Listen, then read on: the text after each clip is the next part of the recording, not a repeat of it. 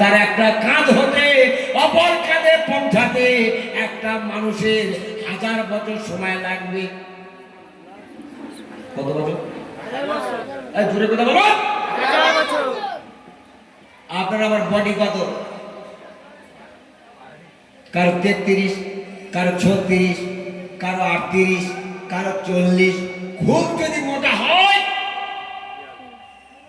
42। মালিকের বডি কত? এই কাঁধ থেকে এই কাঁধে আসতে কত বছর? 1000 বছর। যদি সামনে আসে, এই কারা কথা বলছে আপনারা একটু কন্ট্রোল করুন, আপনারা কন্ট্রোল করুন, চুপচাপ থাকতে বলুন। যদি অসুবিধা আমাকে বলবেন।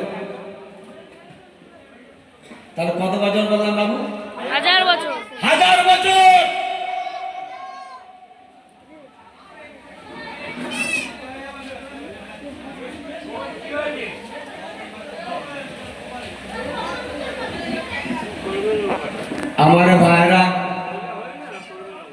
আমার ভাইরা বাবাজিরা, আপনারা যারা বাইরে আছেন বাবু ভিতরে আসুন, দোয়া করব সবার জন্য। আল্লাহ তাবারক তাআলা, আল্লাহ রাব্বুল আলামিন প্রত্যেকটা মানুষকে আল্লাহ পাক হেদায়েত নসিব করো, এটাই হলো আমাদের চিন্তা ভাবনা। আমি কাউকে রাগাতে আসিনি, ঠকাতে আসিনি। আল্লাহ রাব্বুল আলামিন আমাকে মাগরিবের নামাজ পড়িয়ে দোয়া করেছি। আমাদের ওখানে জামাত এসছে, 4 মাসের জামাত। জামাতের সঙ্গে অল্পক্ষণ বসে দোয়া করে যায় বলাগো।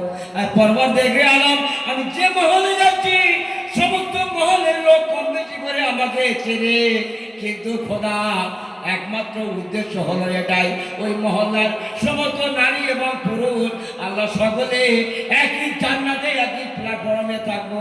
খোদা এইটাই সকলের নসিব করো, এই চিন্তা আমার। তো যে কথা বলছিলাম যে মালিকের এই কাঁধ হতে আর এই কাঁধে 1000 বছর সময় লাগবে। এত বিরাট তার দেহ, যে আজরাইল আমাদের জানকে কবজা করবে। আল্লাহ আজরাইলকে তৈরি করেছে, একটা পা পূর্বে আর একটা পা হলো পশ্চিমে। আর দেহটা সারা পৃথিবী গোটা জুড়ে, সারা পৃথিবীর যত পানি আছে নিশ্চয় করে বুঝতে পারছেন। আটলান্টিক সাগর, মহাসাগর, নীল নদ, গঙ্গা সাগর, যত নদ নদী খাল যত পানি আছে সারা পৃথিবী, সমস্ত পানি যদি বা আজরাইলের মাথায় ঢেলে দেওয়া হয়, একটা ফোঁটা জমিনে পড়বে না। একটা ফোঁটা জমিনে পড়বে না। আর জিবরিলকে তৈরি করেছে কত বড় আল্লাহ রাব্বুল আলামিন। তার পায়ের আঙুল থেকে আর মাথার চুল পর্যন্ত 14,500 বছরের পথ পেরোতে হবে। কত বড়? 14,500। বুঝতে পারছেন? আল্লাহ বলে, হে মালিক, জাহান্নামের দারোগা তালা লাগিয়ে দাও জাহান্নামে, যেন বাইরের চিৎকার ভিতরে আর ভিতরের চিৎকার বাইরে না আসতে পারে চিরদিনের জন্য, অনন্তকাল ধরে। লাহুম মিন জাহান্নাম মিহাদ, আল্লাহ এর জন্য আগুনের বিছানা বিছাবে। কার জন্য? জাহান্নামীদের জন্য। যার নেকির পাল্লা হালকা হবে। ঠিক বুঝতে পারছেন তো নাকি? ইনশাআল্লাহ। জি জি বুঝতে পারছেন? এই ব্যবস্থা কার জন্য হচ্ছে? যার নেকির পাল্লা হালকা হালকা হয়ে গেছে। আল্লাহ বলছেন জাহান্নামে আগুনের বিছানা বিছাও, ওয়ামিন ফাওকিহিম গাওয়াস, তার উপরে আগুনের কম্বল বিছাও, উপরে আগুন নিচে আগুন, ওদিকে দরজা তালা দেওয়া, যেন বের হয়ে না আসতে পারে। এই ব্যক্তি হলো ব্যর্থ। খবর দিয়েছেন আল্লাহর হাবিব আকাই নামদার তাজদারে মদিনা মুহাম্মদ রাসূলুল্লাহ সাল্লাল্লাহু আলাইহি ওয়াসাল্লাম। এগুলো নবীদের দেওয়া খবর, সত্য খবর। এই খবর জীবনে মিথ্যা হবে না। এসে বলুন আল্লাহুম্মা সাল্লি আলা